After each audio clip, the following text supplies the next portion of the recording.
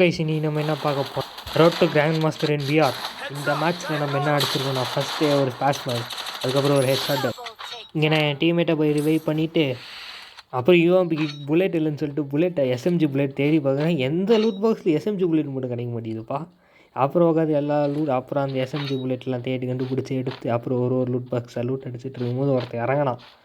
அவனை எப்படி ஹெட்ஷாட் அடிச்சிருப்பான்னு மட்டும் பாருங்கள், செம்மையாக இருக்கும் அந்த ஹெட்ஷாட்லாம். நானும் அப்புறம் என்ன பண்ணுறதுன்னு தெரியாமல் இப்படி அப்படின்னு ஓடி பார்க்குறேன். எதுவும் நம்ம மேலே ஏறல. என்னடா பண்ணுறதுன்னு தெரியாமல் அப்படி இப்படி அப்படின்னு ஓடி பார்த்துட்டு இருந்தேன். அப்புறம் டீம்மேட்டை சொன்னாங்க போய் டோக்கனை போடுறான்ட்டு. அப்புறம் போய் டோக்கனை பிடிச்சிட்டு வந்தா அப்புறம் எதுக்கு உங்களுக்கு ஓட்டி காமிச்சிடலான்னு சொல்லிட்டு அப்பயே ஒரு ஹெட்ஷாட் அடிப்பேன். பக்காவான ஹெட்ஷாட்டாக தான் என் வாழ்க்கையில் அடித்தது இப்போ வரைக்கும். அப்புறம் நெக்ஸ்ட்டு ஒரு ஓட்டி அந்த பக்கம் நான் கிரனேட்டு போவேன். சரி அவன் நாக்கு வச்சிருக்க மாட்டேன்னு நினச்சி போனால் அவன் நாக்கி அடிச்சுட்டான்யா.